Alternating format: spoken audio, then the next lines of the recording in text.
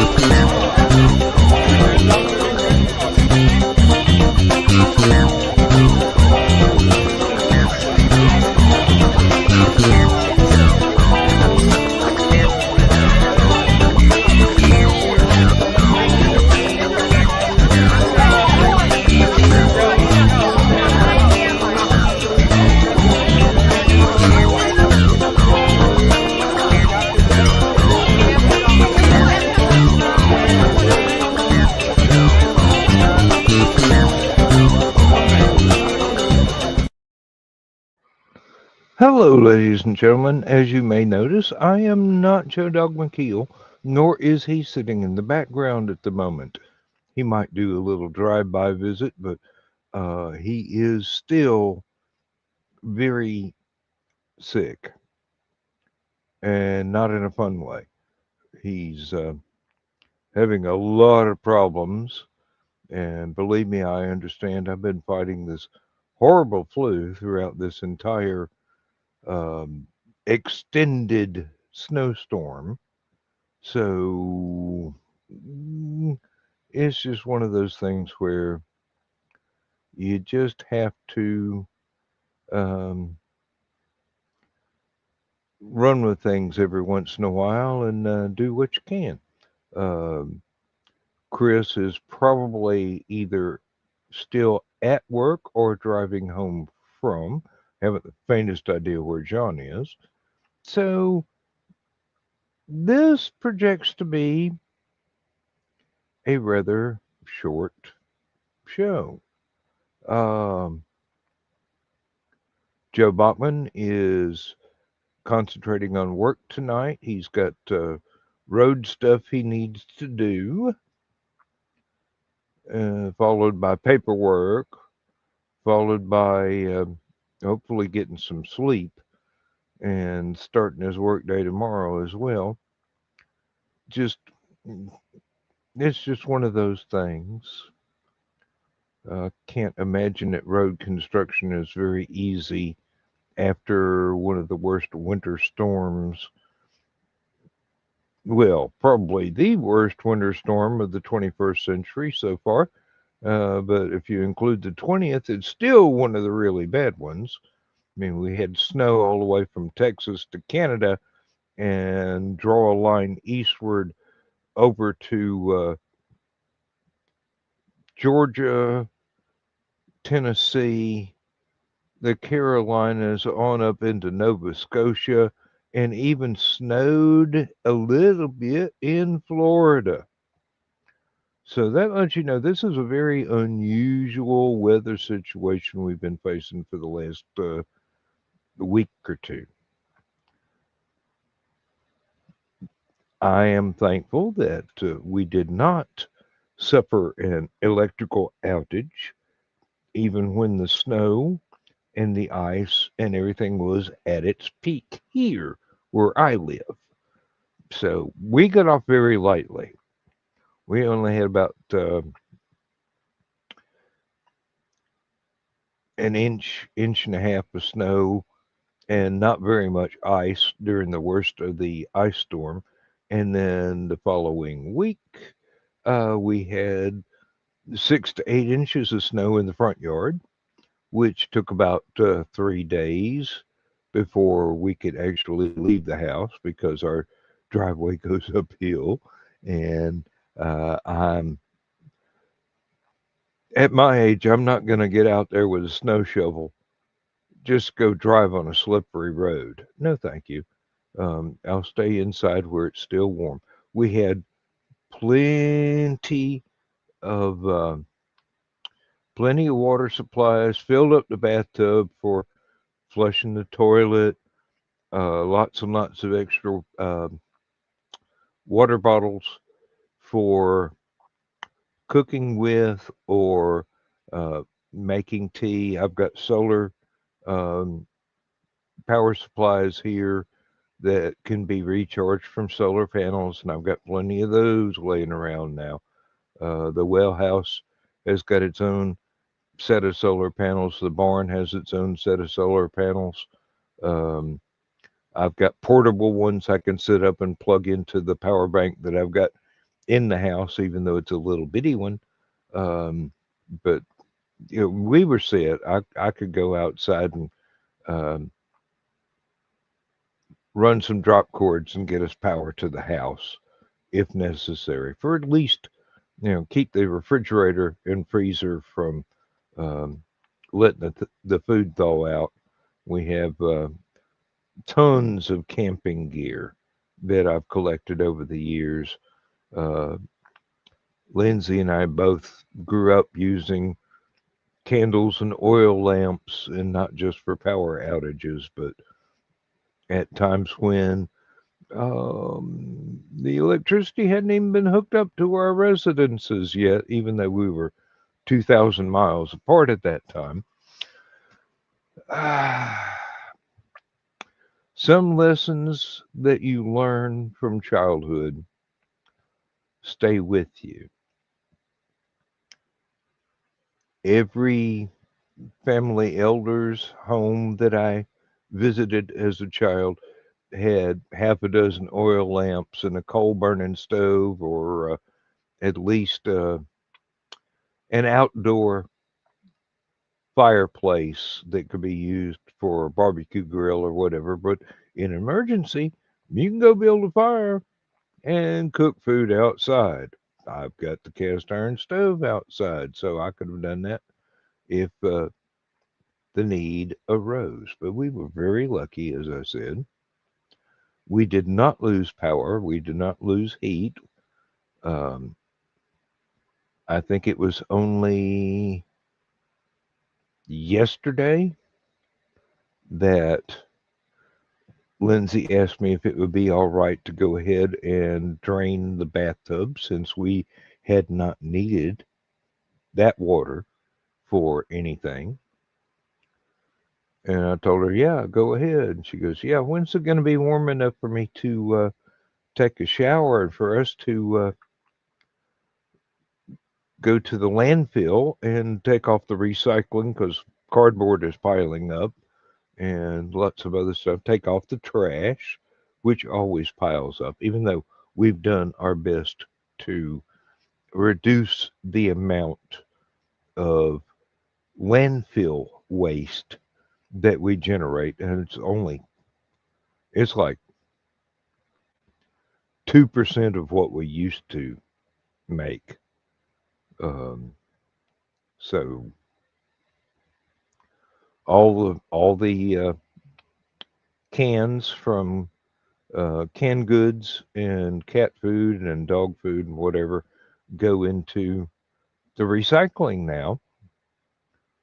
Cardboard goes into the recycling. Um,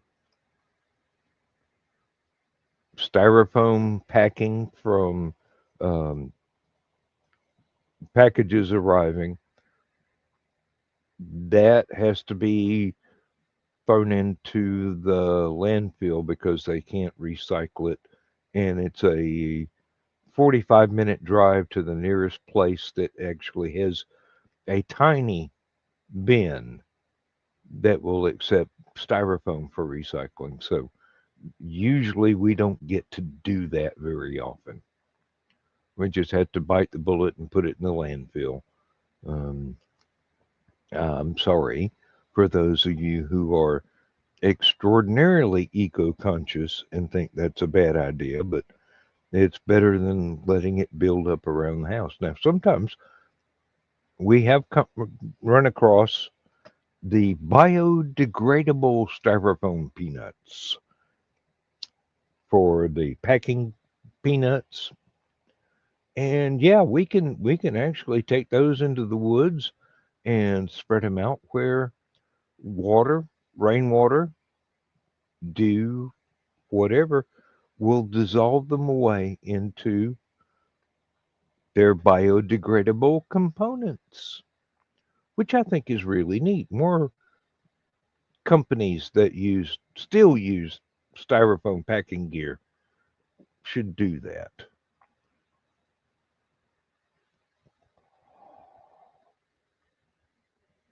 We did get a couple of packages today, actually.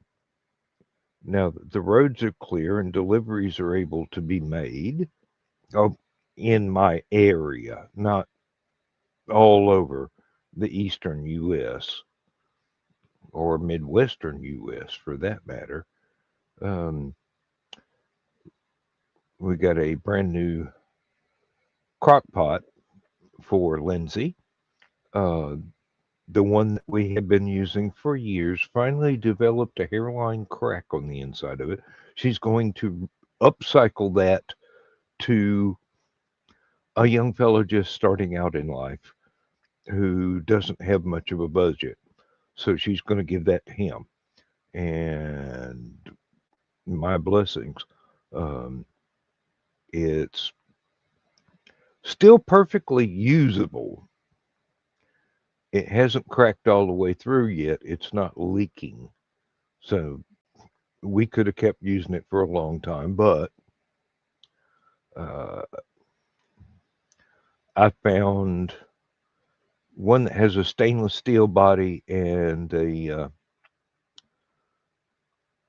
uh, earthenware crock that matches the way she wants the kitchen to be decorated with all the stainless steel finish, stove, refrigerator, microwave, uh,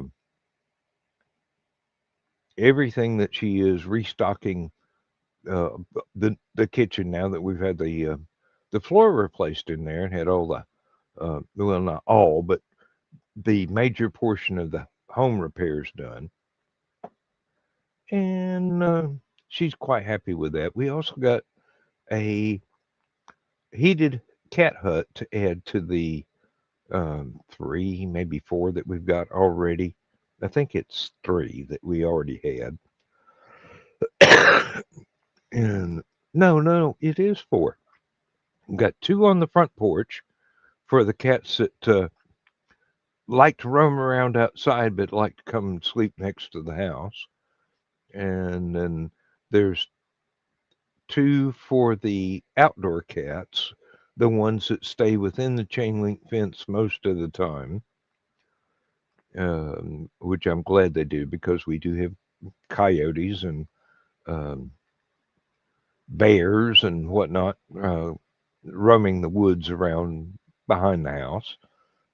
We do live out in the middle of nowhere, so when you're a country boy, you adapt to country conditions. Um, so we got another one. Um, open the box, and it was full of paper packing, which is fine. I've already got a couple of uh, tall kitchen trash bags full of that, all woven into pretzels, as Lindsay likes to call it, because she did most of it. Um, that I can toss one or two of in the cast iron stove and use that as lighting material. Um, Pardon me if I look distracted. There's a stink bug that just flew up and landed on my computer monitor, and I don't have a fly swatter back here. And if I try and squash it with a napkin or something, it'll just make a mess all across the screen. So I will let it hopefully fly up into the lamp and find out why moths and candle flames or lights are not a good mix. I have to clean that sucker out regularly. Um, Tomorrow it should be almost 60 degrees outside, which means it'll be a decent weather for me to go and perform shovel duty for our 17-year-old cat Blaze, who uh, passed away. Not looking forward to that, but then I never look forward to it. Just got informed today that our 18-year-old cat, who is mother of at least half of the ones that we've got left, um, we took her to the vet because we thought there was a open wound on her side. Turns out it's cancer. And it's untreatable. The vet basically explained, well, look, in order to get as much as I could of the cancer out of her body, I would have to amputate her hind leg and then go exploring for more. And basically, it came down to a choice between, yeah, having her leg amputated and even more invasive surgery done would probably kill her, or we could give her palliative treatment and await her own time, which is coming more rapidly than I would like, but or never have found out about it. And in all three instances, she would have died anyway. Plus, she's 18. How many cats live to 18 years old? Not very many. I mean, yes, there are record holders, yeah, but most cats 8, 10, 12 years, that's their limit. Their bodies just give up.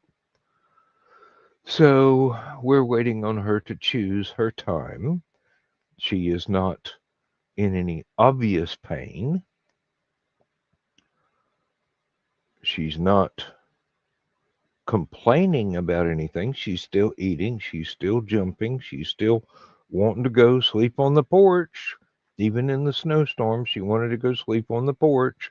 Of course, she was perched on top of one of the heated cat beds, or inside, as per her choice. So that's going to be another sad day. Uh,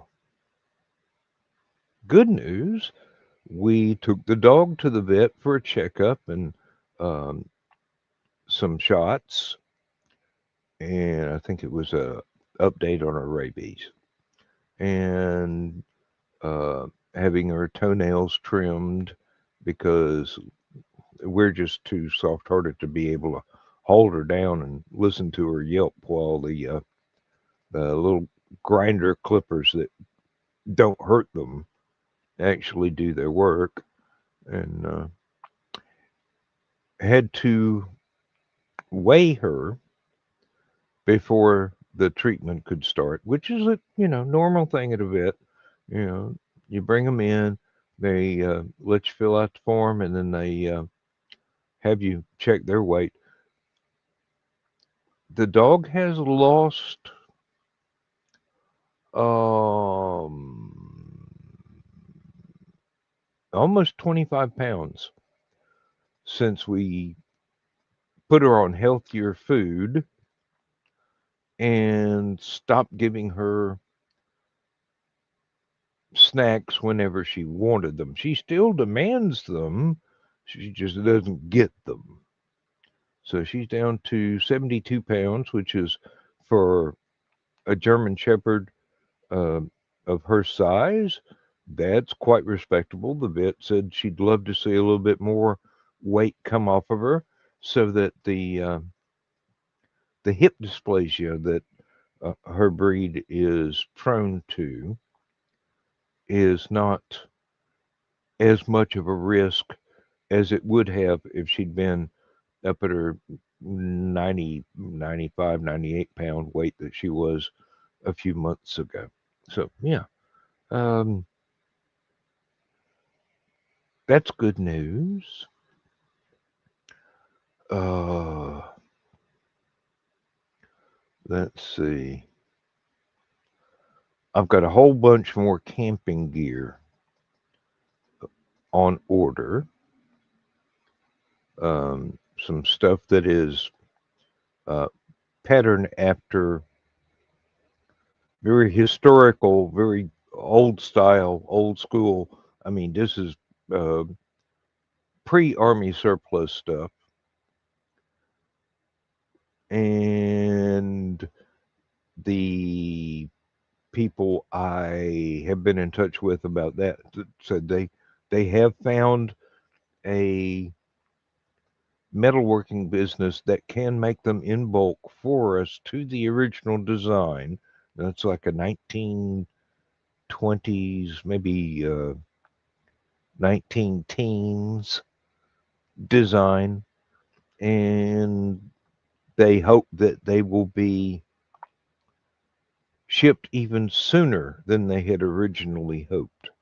And plus, I found a Army surplus place and ordered a couple of surprise packages of um, spring and winter camping gear, which unfortunately the storage facility is in New York, and New York is under what, 5 feet of snow and digging out. So it hasn't really been loaded onto a truck yet, but I'm not the least bit upset about that. I'd rather wait than risk a truck driver going off into the ditch because the road is iced over. Seems like a good trade to me, just to have to be patient. What else is going on? Um,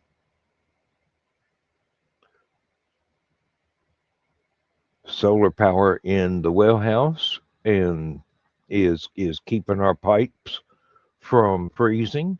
I've got heater tape plugged into the power bank out there and 4 solar cells on it that keep it charged up. And I've got a drop cord running from the electrical outlet on the front porch to inside the well house that has um, a heat lamp plugged into it to try and keep the temperature above freezing inside the well house. So the heater tape doesn't even have to come on. So far, it seems to be working. Uh, Solar power for the barn is uh, upwards of uh, 10.6 kilowatt hours. So, 10,000 hours of electricity. But I usually keep everything turned off in there. Um, so it's not really doing anything. But what I originally set it up for was so that I could charge batteries for my battery powered um power tools, drills, saws, things like that. And those are only going to be used more or less spring through fall. They don't see much use in the winter time. Now I've got a few of those here in the house because they come in handy. Drills, nail driver, stuff like that. And I've got chargers in the house that I can run and keep those topped up and plenty of batteries because you get a deal where, hey, we'll ship you the tool without the battery for this price, or we can ship you the tool with the battery and a charger for this price. And I go, I'll take the tool, the battery, and the charger for the win, thank you, because I used to use battery powered tools and chargers for those batteries at work, and I know just how quickly that constant use will degrade the ability of those batteries to hold a charge for more than a few minutes. Oh, hey, Chris. Um, let's see if I could remember how to do this. Yeah, Joe's still under the weather. It's he texted me today and said that he probably will not be doing uh, any stupid o'clocks until either he gets well or he has to for the publicity blitz for Helicon. So I told him if he'd schedule the shows, I'd do my best to run them. I've been sick for 2 weeks now, but I'm feeling much better. I've got a little bit of cough medicine here in a glass that's keeping me from just embarrassing myself on air, hacking and sneezing and stuff like that. Um, I've got over the counter meds that I take first thing when I wake up and before I go to bed and as needed during the day. Um, so I'm doing pretty good. Joe Dog, um, he's really seriously, um, if it's not some kind of pneumonia, it may be bronchitis. I don't know, just from the way he talks about his symptoms. So let's see, a little bit more cough medicine, if you don't mind. And no, I'm not drinking right out of the plastic bottle. Um, it looks like liquor, but it's not.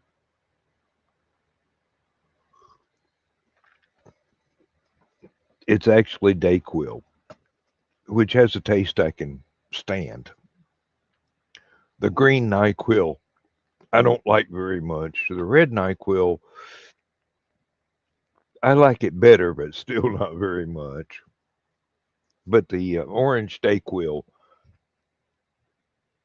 that's pretty good. Instead of taking a full dose and waiting 3 to 4 hours, I'll just have a little sip whenever my throat starts feeling scratchy. And so far, it's working. Um Hey, when the recording first started, I told folks you were either still at work or on your way home, and um, can't. I really don't know if John has seen the show link tonight, or whether he's busy or still snowed under. Because um, up near Chattanooga, it was a little bit fierce in this last 2 weeks. So might be one of those people that still doing without power. I hope not. But these things have been known to happen. John's been busy. Good enough. Um, None of us are obligated to be here except on a voluntary basis. It's not like we're getting paid to do this. Yeah, it might be different if we had enough viewership and subscribers to get monetized, but then we'd have to behave ourselves, and where's the fun in that? Hmm. That one I'm gonna have to. Excuse me. That one I'm gonna have flash up on screen. John lives near Ruth, and she didn't lose power. Well, that's a blessing. Ooh, I hope I can hit the kill the microphone button before the next time I have a real bad coughing fit. And that was just hiccups. Not used to drinking. My wife's soda pop. Uh, that stuff has more carbonation in it than beer. Let me tell you, doesn't taste as good either. Not at all. uh, okay.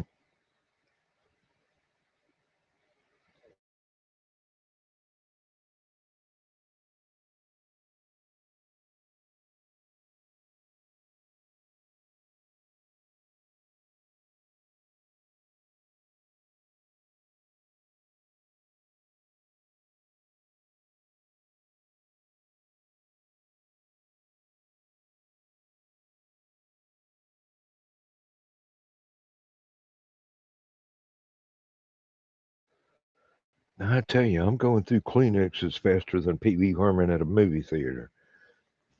I'm glad I was able to hit the mute button. That was a rather horrible cough there.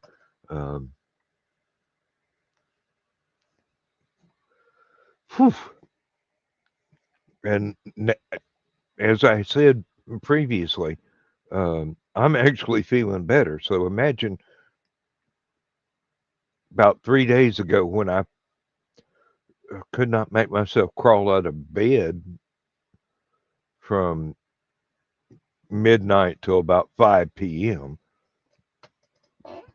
Oh, Lord.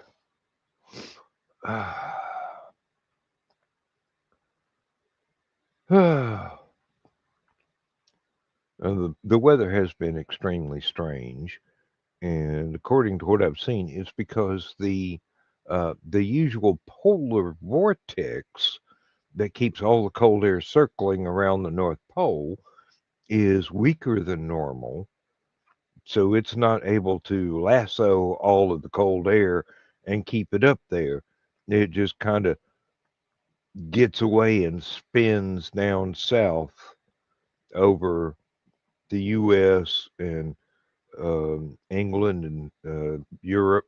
Um, as I understand from a friend of mine over there, um, Portugal has had some serious windstorms and cold weather in the last few weeks. Oh, I'm going to have to post that one too.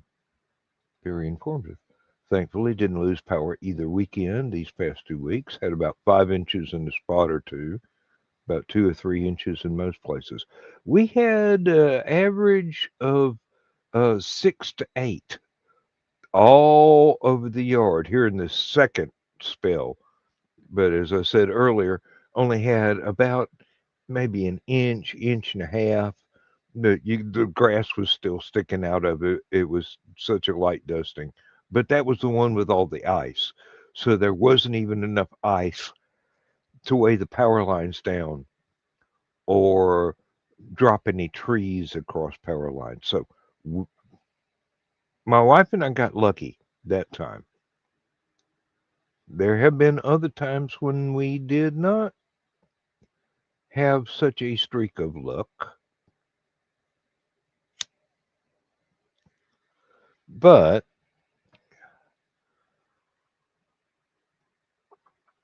we are, as I have said, uh, well prepared, both through the her growing up in the shadow of the um, rationing from World War II when she was still living in England, and me growing up in the Smoky Mountains, and both of us. Well, I wouldn't say both of us having an interest in primitive camping, but both of us having experience living in places that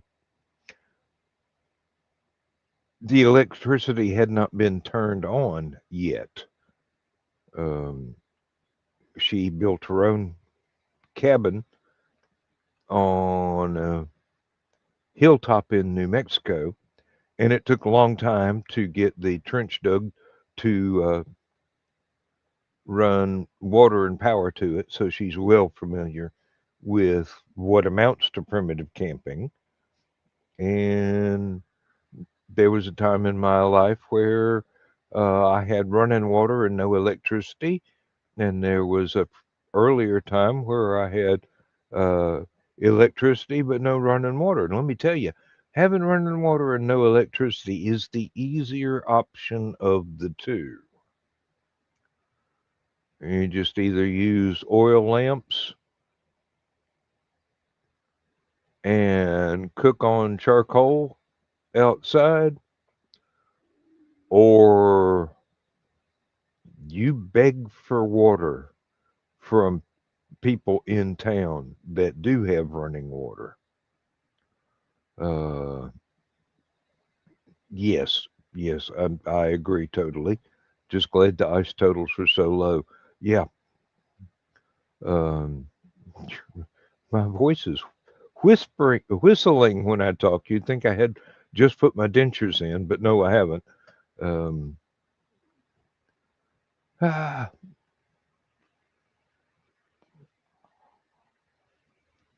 the weird thing is, all these very, very strong winds from west to east have been pushing most of the worst weather away from us during last year's hurricane season and whatnot. But the storms stayed together long enough to absolutely drench England. And I mentioned my friend in Portugal that um, he had to go out and make emergency repairs to his roof after one windstorm. Trees had gone down, and then he watched some of the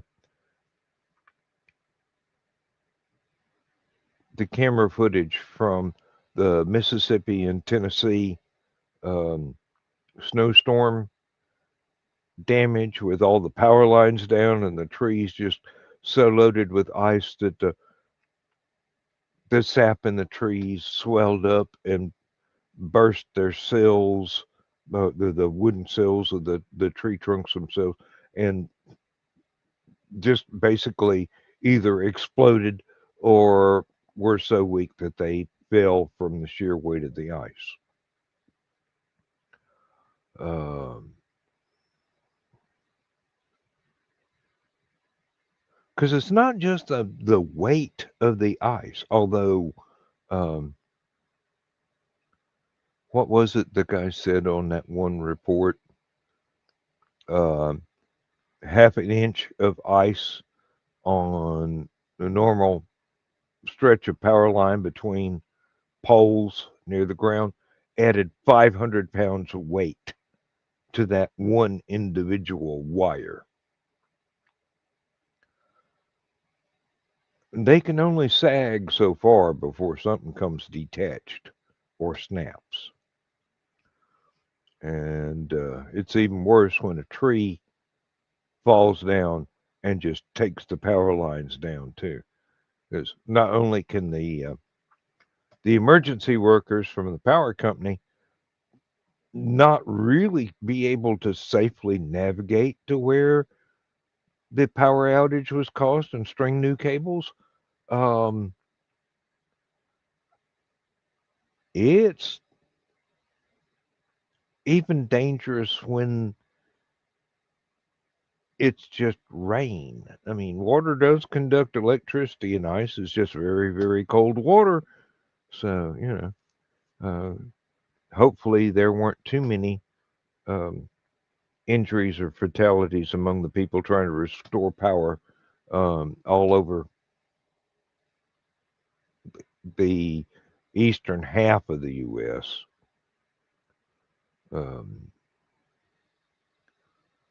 I'm very sorry to have learned that there were at least 100 people that lost their lives due to the storm, either directly from the cold or from uh, unfortunate traffic accidents. Um, we were warned to stay off the roads here. Within 30 minutes, I could look out the window and see headlights going by, and I knew there was 6 inches of snow in my yard, so the road was probably iced over pretty good. Uh, Sanity can be a blessing. Who'd have thunk it? Let's see. What do we got here? Half the show. I've been monologuing for half the show. Uh, oh well. Needs must when the devil drives. What else have I got in the pipeline? Oh, um,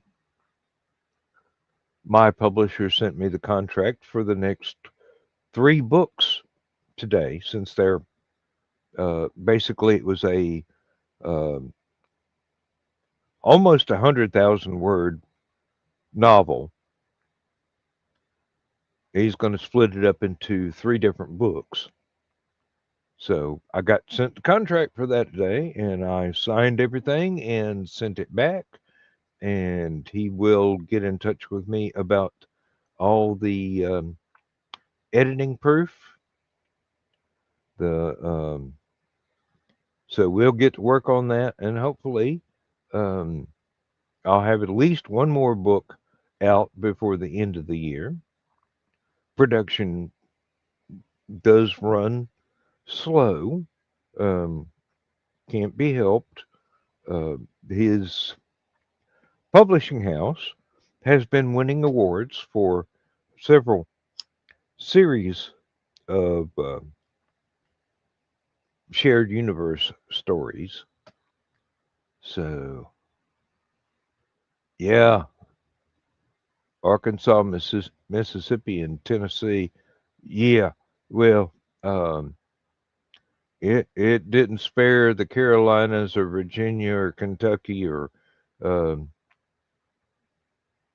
Virginia, West Virginia, anything on up through there. I mean, uh, had a huge amount of snow in New York, went all the way up to Nova Scotia in Canada. So Zach got some of his weather back.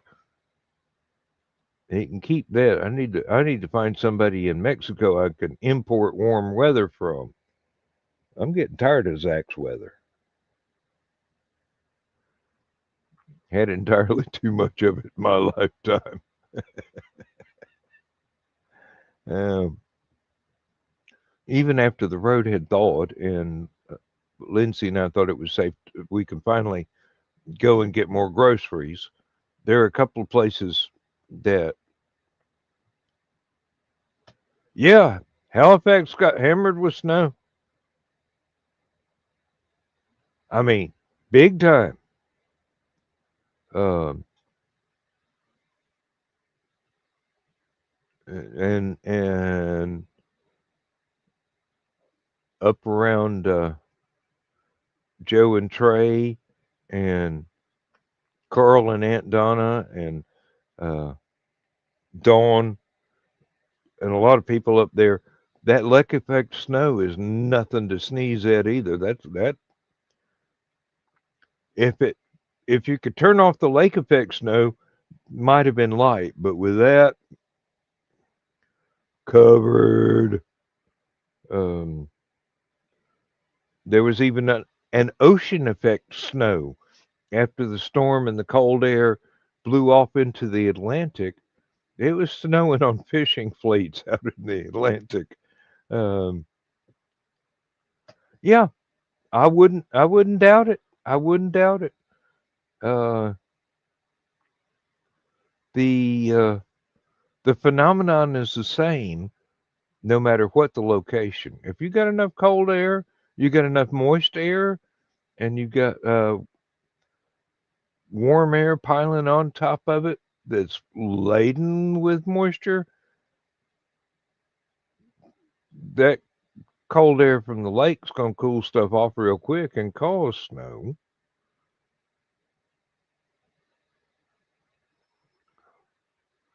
Ella Dorsey. Who is Ella Dorsey? Is that one of the weather people that you watch?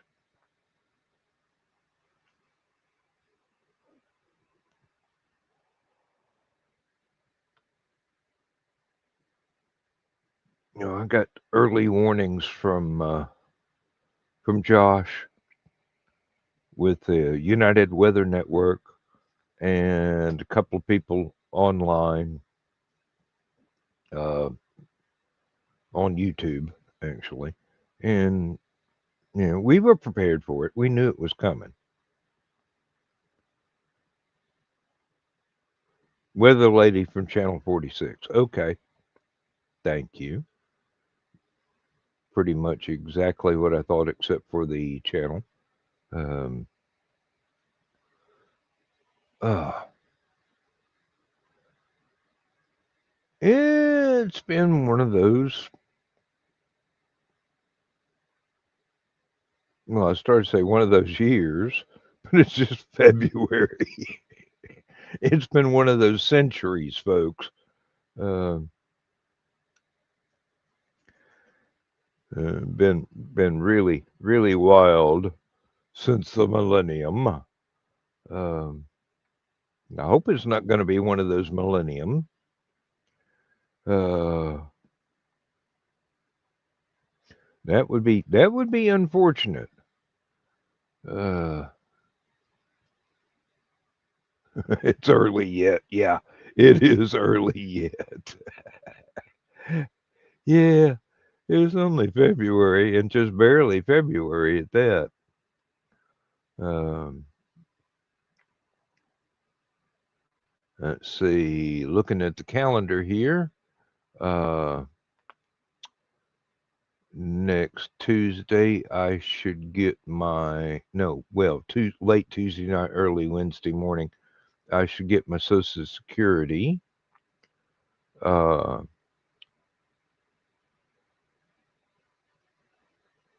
Thursday, I should get my pension payment. Uh, so we'll be sitting pretty for the rest of the month. Um, I've almost got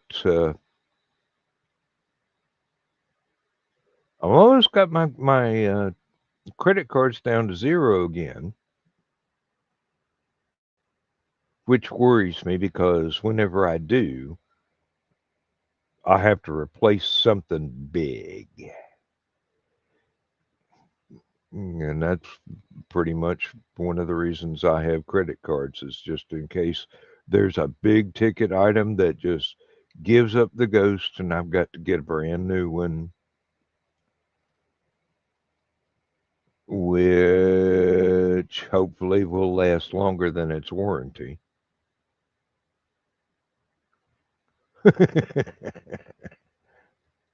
Ah, I love you. I love your optimism, Chris. Oh, it would be all doom and gloom from my point of view. Um,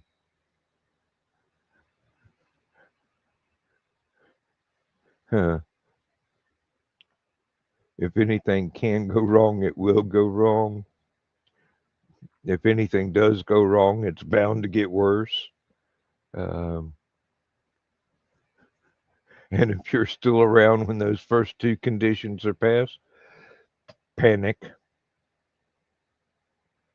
Uh, Kept me alive for almost 70 years now. Um, oh, yeah, that reminds me, I'll be one of those fun number ages. My next birthday in November. uh, I can see the jokes writing themselves now, and I have to read them all.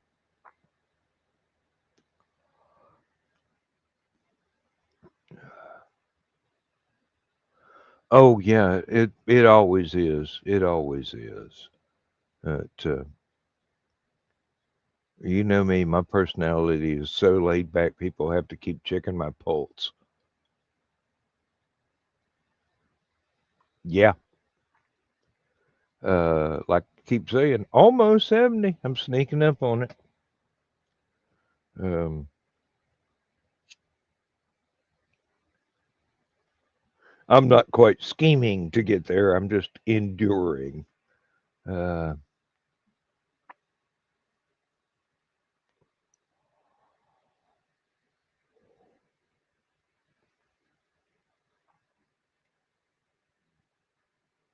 oh, I do have one complaint to make about the people on the phone at the Helicon Hotel taking reservations.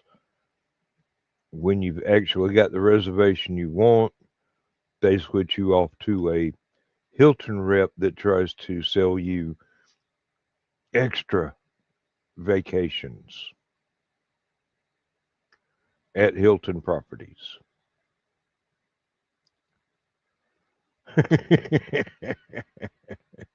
I don't know about how proud they'd be, but they'd certainly be excited. Uh, now, by the time I realized it was Hilton trying to sell me even more vacation time in a place that's even further away than Chatsworth, uh, it was too late. They'd already charged my card. I have to uh, I have to call up that particular hotel and cancel that reservation. That I don't think I can do it online. I'm pretty sure I'll have to do it over the phone in order to have it take full effect and have the charge reversed. But it's not the Halicon Hotel. It's Hilton. Um,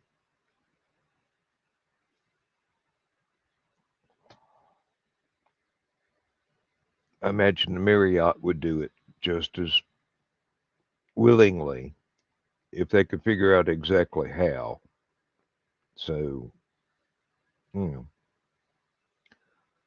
just be wary, folks. Oh, I've been getting um, fake emails from people claiming to be Lowe's that want to sell me. Well, no, they want to gift me with a leaf blower battery and charger and an $85 gift card if I'll just fill out this survey. Fortunately, I had all that spam email training at work. Same kind of thing that Richie used to do. Make sure everybody got trained not to click on um, links that weren't real. So I looked at the email addresses very carefully and I go, that's not Lowe's. I don't even know what country's that in, but it's certainly not U.S. Lowe's. So, I just keep deleting them and marking them as spam as fast as I can get them. There's not much else I can do. Um, if uh, if Lowe's had a report spam email address, I'd be forwarding stuff to them right and left. Since they got a whole lot more money than I do, let their lawyers take care of it.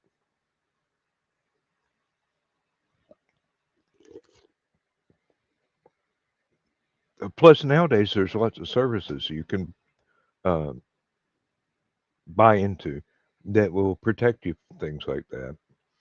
Um, remove your addresses from data brokers' databases. Of course, I don't know how it would work in the rest of the world, but the ones in the U.S. at least are required by law to remove your information from their uh, databases and not sell them anymore. And it's beginning to look like I might want to look into one of those. There's also security programs that you can uh, get and install on your computer that'll scan websites that you may click on to see whether or not they're on the up and up or if they're kind of shady. And they'll warn you if they're kind of shady or if they're actually malicious and won't let you complete the link to have your data stolen. I think I've got one or two of those already running. Um, I don't believe that uh, the versions that I have been updated recently enough. So I'll have to look into that. Now, I do have to um, shut my computer down and do a security update for the computer manufacturer itself. They have their own security service, which checks things out. And I've still got all kinds of bookmark links that I really don't want to lose. And if I just shut things off normally, close out each window and turn off each program and then reboot the computer, I'll lose those, but I may be able to do like a not full shutdown, just kind of uh, leave those tabs open on my web browser and just shut the web browser off, just X out of it, and then let the security program reboot the computer. When it comes back, I should be able to fire up the web browser again and go to history and find those links and get them to reload.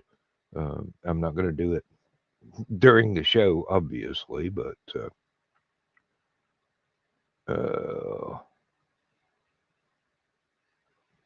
it's I need to do it for safety anyway. It's like wearing seatbelts when you drive. It's just one of those things you pretty much it's even more than common sense. It's uncommon sense.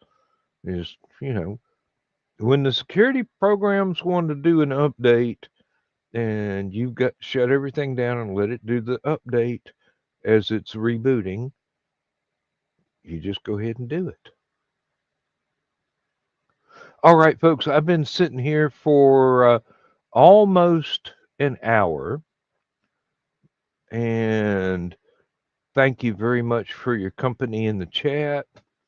But instead of sticking it out for another 30 minutes, I'm going to go ahead and end the show, and we will see you, some of you in the green room tomorrow night, and some of you on Stupid O'Clock, hopefully at the correct time, on Saturday night. Hopefully other people will be able to show up and it won't be just me monologuing, because I promise you nothing is going to happen between now and Saturday. It's going to be an hour's worth of entertainment for anybody. So thank you very much. And please do have a good night. Don't really have any kind of inspirational speech like Nick would have. So yeah, we'll just hit the big red button and see you next time. Bye-bye.